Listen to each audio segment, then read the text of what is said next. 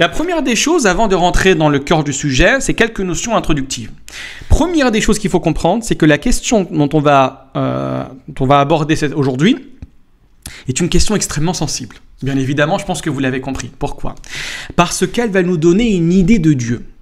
Et la chose la plus importante que le musulman doit réaliser sur terre, ce n'est pas de prier, ce n'est pas de jeûner, ce n'est pas de respecter le halal et le haram sans compréhension, c'est de savoir qui est Dieu.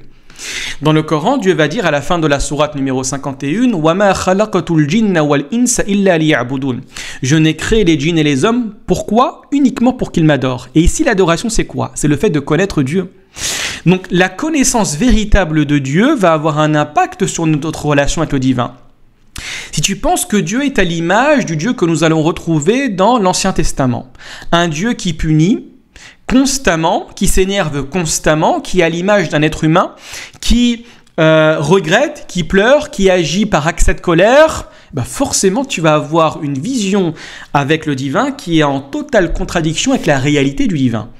Donc c'est la raison pour laquelle c'est quelque chose on répète, et que vous connaissez tous. Ce n'est pas pour rien que le prophète alayhi salatu wa salam est resté 13 ans de sa vie, durant les 13 premières années de sa vie mécoise, à rester sur la aqida. Et la aqida, c'est quoi? C'est le fait de déterminer qui est Dieu. C'est pas simplement dire Allah, voilà ses attributs, voilà les choses qui sont liées à Dieu, quels sont les prophètes. Non, c'est pas simplement ça. C'est de comprendre philosophiquement qui est Dieu. Et cette question, ce n'est pas le travail d'un mois ou de 2 mois, c'est le travail de toute une vie. Et il y a autant, faites attention à ce que je vais dire. Ne faut pas la prendre au pied de la lettre, ce que je vais dire.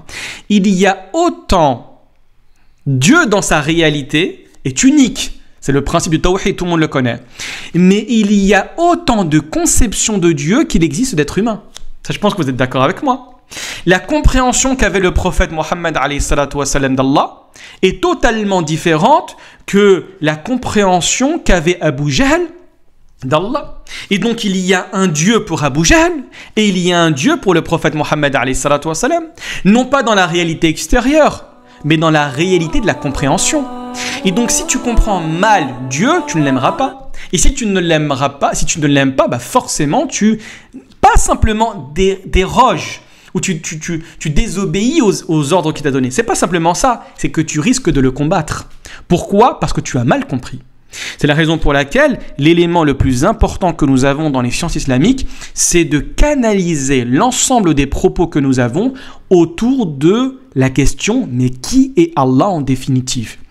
Et donc, rester sur le texte coranique. D'accord ? Très bien.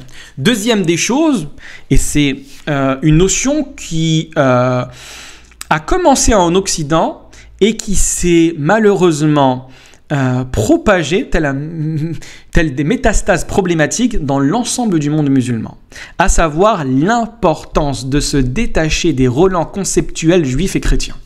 Fondamental ce que je viens de dire. C'est-à-dire arrêter de penser que l'islam est similaire dans la conception de Dieu, des notions que nous allons retrouver dans la Bible, donc dans l'Ancien Testament et dans le Nouveau Testament.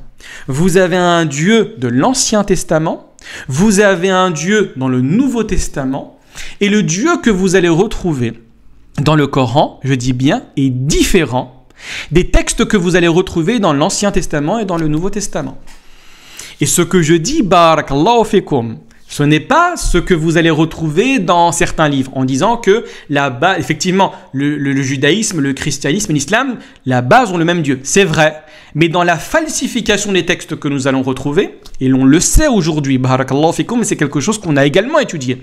Il y a une falsification des textes de l'Ancien Testament, il y a une falsification des textes du Nouveau Testament, et donc, puisqu'il y a falsification, il y a forcément altération de la conception que nous avons de Dieu.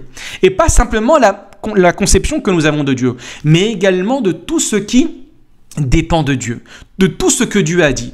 Prenez tout simplement, par exemple, dans le judaïsme, la question du paradis et de l'enfer n'existe pas. Il y a un paradis, il y a un enfer sur terre. Comprendre les choses comme ça nous explique pourquoi aujourd'hui vous allez retrouver des juifs en Israël considérer que nous sommes le peuple élu, nous avons la possibilité de faire ce que nous voulons, et puisqu'il n'y a pas d'enfer dans l'au-delà, j'ai la possibilité sur terre de tuer, de massacrer, de torturer, de faire tout ce que je veux. Pourquoi ? Parce que je suis l'être humain, je suis l'élu et les autres sont à ma disposition. La chose la plus importante que vous devez faire sur terre est de comprendre la aqida, de comprendre qui est Dieu. En comprenant la mentalité de mon adversaire, je comprends les actions qu'il réalise sur terre.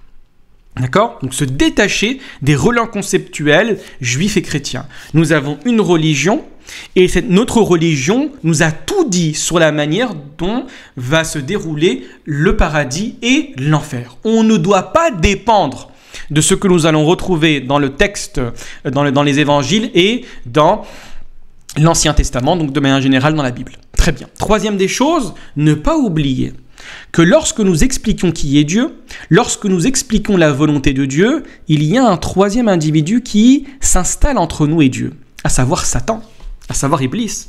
Et le rôle d'Iblis, le Coran l'a dit de manière extrêmement explicite, c'est qu'il n'a pas d'effet sur l'individu qui se rapproche de Dieu. Dieu protège cette personne-là. D'accord ? Mais par contre, Iblis va avoir un rôle précis.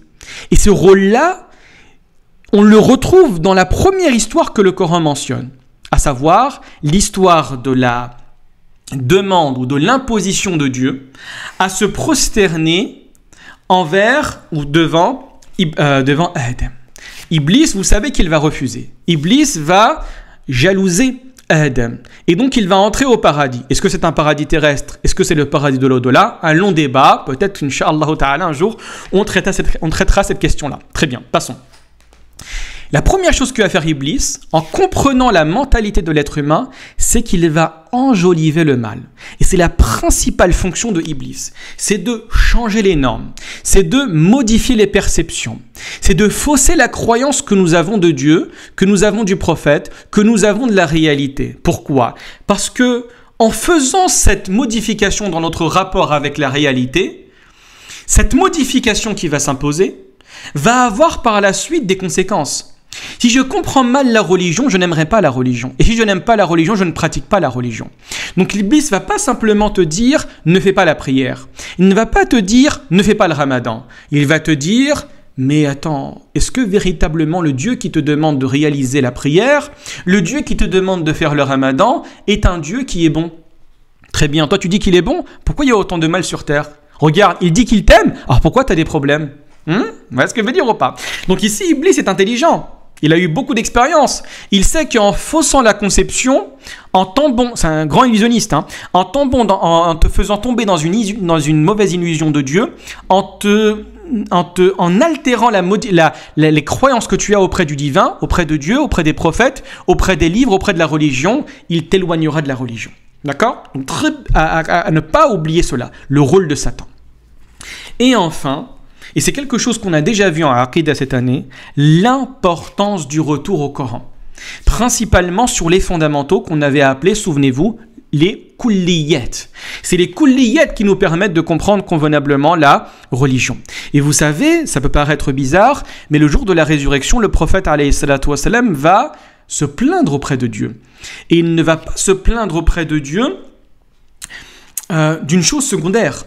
Il va dire « وَقَالَ الرَّسُولِ يَا رَبِّ إِنَّ قَوْمِ اتَّخَذُوا هَذَا الْقُرْآنَ مَهْجُورًا » Et le messager va dire, et ça fait référence au prophète Mohammed alayhi salatu wassalam, « Oh mon Dieu, inna qawmi, certes mon peuple, ittakhadhu hadha al-Qur'ana mahjura. Mon peuple a délaissé ce Coran. » En d'autres termes, le Coran te dit la vérité, mais nous on va des fois chercher dans des textes secondaires, oubliant le texte fondamental, pour essayer de faire passer ce texte secondaire comme une vérité indiscutable, une vérité qui va cacher volontairement les kulliyat que nous retrouvons dans le Coran. Et c'est l'une des plus grandes problématiques que nous retrouvons actuellement dans le monde musulman. En toute honnêteté, de vous à moi, et on est tous passés par là, une personne novice en religion, la première des choses qu'on va lui apprendre, ce n'est pas les kulliyat dans le Coran. On va dire, écoute, Harry, dans notre religion, il ne faut pas manger de porc. C'est vrai. Dans notre religion, il ne faut pas serrer la main aux femmes. Voilà. Dans notre religion, fais attention, il ne faut pas écouter la musique. Très bien. Si tu es un homme, fais attention, il ne faut pas que ton vêtement soit en bas de la cheville. Très bien. Très bien. Dans notre religion, fais attention, les koufars, ils ne sont pas très bien, il ne faut pas les aimer. Très bien. Toutes les choses que je viens de dire, on peut les critiquer, hein, d'accord? Il y a des choses fondamentales, la question du porc, etc. Et il y a des choses sur lesquelles il y a des débats. Moi, je ne parle pas de ça. Je parle sur le fait, autour du fait que, est-ce que c'est les fondamentaux du Coran? Est-ce que le prophète, alayhi salatu wa salam, est resté 23 ans sur terre, a changé le cours de l'histoire, barakallahu fikum? Le prophète Mohammed, alayhi salatu wa salam, en 23 ans, au fin fond de l'Arabie, seul, dans un désert, avec peu d'individus, a changé le cours de l'histoire. Aujourd'hui, la communauté du prophète Mohammed, c'est plus de 2 milliards de personnes. C'est les Omeyyades, c'est les califes bien guidés, c'est les Abbassides, c'est les Ottomans. C'est pratiquement la moitié du monde, hein, pour être approximative, qui a embrassé, pas la moitié du monde, je suis désolé, mais en tout cas un grand nombre de personnes qui a embrassé, un tiers du monde, approximativement, qui a embrassé sa foi. Et donc, la question qu'on peut se poser, c'est est-ce que le prophète Mohammed, alayhi salatu wa salam, durant ces 23 années de prédication, de transmission du message, est resté sur ces détails secondaires? Wallah. Moi, je pense que c'est catastrophique. Hein. Une personne qui vient avec la motivation du début et tu lui fais comprendre que la première des choses en islam, c'est que de la négation. Tu ne dois pas aimer, tu ne dois pas faire ça, tu ne dois pas manger, tu ne dois pas écouter de musique, tu dois t'éloigner de ça, tu ne dois pas serrer la main aux femmes. C'est que tu ne dois pas. Alors que l'islam, au début, c'est tu dois apprendre qui est Dieu. Tu dois aimer ton prochain. Tu dois travailler pour les gens. Tu dois aider la personne qui a besoin. Tu dois bien traiter ton voisin. Et c'est exactement ce qu'on va retrouver dans le texte coranique. D'accord? Donc, moi, j'ai un gros problème en tout cas avec ça. C'est vraiment d'ordre personnel. C'est dire à une personne qui embrasse la religion, écoute, dans notre religion, il y a des personnes qui ne savent pas les fondamentaux de la prière. Mais je te garantis qu'ils connaissent c'est quoi les châtiments de la tombe. Et tu le fais peur, hein? Une personne qui dit bah, écoute, moi je fais une toute petite faute et dans ma tombe il y aura 2 anges avec un marteau tellement lourd que l'ensemble de la population du monde ne pourra pas le porter, et si je réponds mal il va mettre un coup tellement fort qu'il va me rendre un morceau. Tu détruis la personne, hein, de dire cela comme ça. Et donc tu fais entrer la personne dans une religion où la crainte va être prépondérante. D'accord? Donc ces 4 points que je viens de mentionner, gardez-les en tête tout le long de la conférence. Allah y barik fikum.